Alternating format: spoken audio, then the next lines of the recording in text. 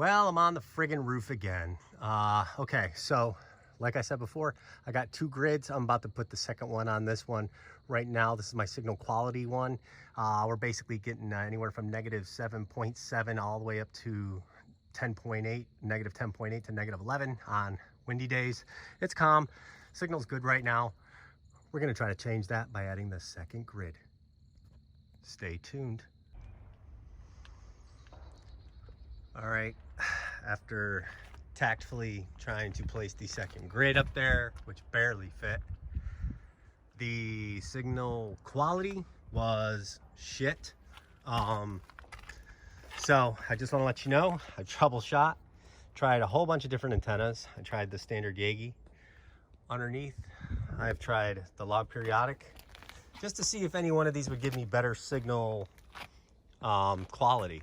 The signal strength is still up to par, anywhere between negative 104 and negative 102.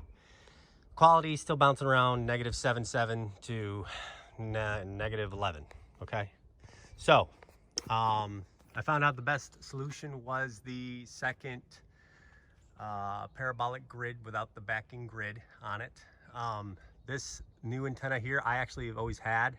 That is something that Wilson sent me. It was supposed to work better than the standard Yagi, because basically this is a wideband. This covers a lot more freaks versus this guy right here. It only covers freaks from like 900 to like 1100 or some shit like that. I don't know, it's really small on the spectrum, so that way it just dials into probably more like band 13, which is the best signal out here, and I'm only using it for voice, so that's what that's for. So I just I was able to get three solid bars with my booster, my Wilson booster. Now, you guys are asking me a lot of questions about these antennas. So I just want to let you know, I've been at this since like 8:30 this morning. It's already 1 o'clock, okay? Just trying different configurations, and I'm talking non-stop. Water break, quick snack, that's it. The only thing I did different is you can see now they're flipping opposite directions of each other. You know, one here, kind of offsetting each other. Before they were both kind of facing the same direction like this. Now I got one facing like this. So you got to try it a couple different ways, guys, to see what you get. As far as for me, this probably is a little bit better, because I saw as low as negative 6.7, and I didn't see that with any of these other antennas, just trying them out. I know that Simple Wi-Fi said, hey, put the other grid on. Didn't work. It actually was worse. So yeah, guys, so you got to play with it. Everybody's situation is different. Maybe where you live, both grids would be good. However, for me, one is better and works better, believe it or not, without the second grid. Obviously, if I could get up a little higher above the damn trees, yes, maybe we'd have a different story. But in the meantime, guys, you know, like I said a million times, beggars can't be choosers. I am very, very happy with this setup. It's gonna do just fine. It's working, and I'll show you guys a quick snapshot of my recent speeds, anywhere from 38 all the way up to 43. I think I'm capping out around 43 to 45. So all in all, not bad. Just one more time, I want to let you guys know, this is the antenna for the booster. It's just a standard Yagi. Listen, it has nothing to do with the internet setup, okay? The booster is primarily used for voice.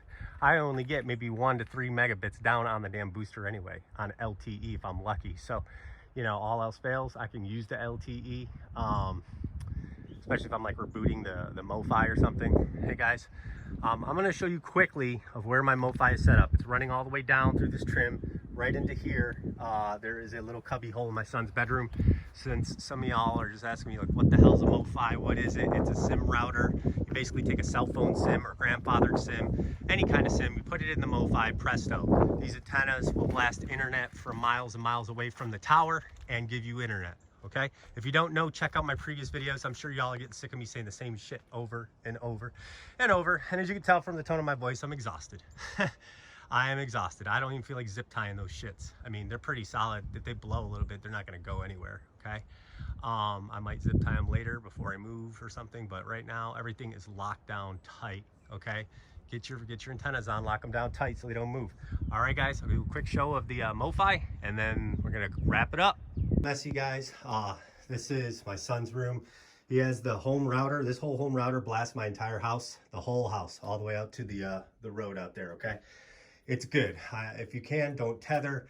Just direct connect it to your Mofi, okay? I'm about to go into this cubby and show you real quick, all right? Okay, so wires are coming in through there from outside of the house. There's my Wilson booster, hardwired in, and there's the Mofi. Not a lot of slack from the line. I only have a 15-foot cord, so it's sitting right on the edge. I could mount it on one of those beams, I suppose, but I mean, wood is wood, right? So we're on wood. I don't think we're a fire hazard. It gets hot as hell up in here. I have no lightning arresters. Nothing's grounded. The only thing that's grounded is this Wilson Pro Plus amplifier. There's no grounding for this necessary, and there's a lightning arrestor for the booster as well. You can get lightning arresters for your MIMO antennas up top. However, you don't need them. So just something to keep in mind, guys. All right. So I just want to let you know, there's the Mofi. It's got a SIM card in it. It's like a router slash hotspot. And I just, that yellow line I got running, that's running all the way to here. Okay. Put it on the back of port 1 through 4 and run it into your main internet port. For me would be this yellow one. Okay. And then the rest you can just use like you would in the house, okay?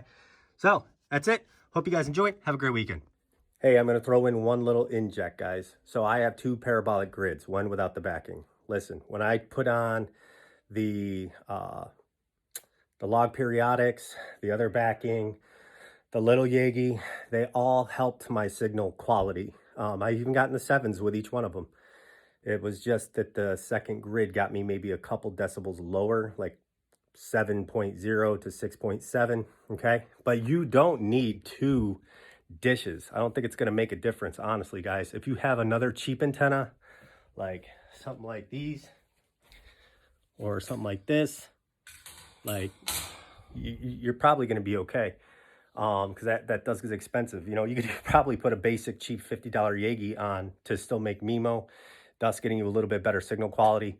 So just keep that in mind when you're shopping around. You definitely want the parabolic grid. Hands down, that's going to give you your signal strength. When you're looking for signal quality, you might not need a second antenna, but if you do, try a cheap one first. If that's not cutting it, try another parabolic grid.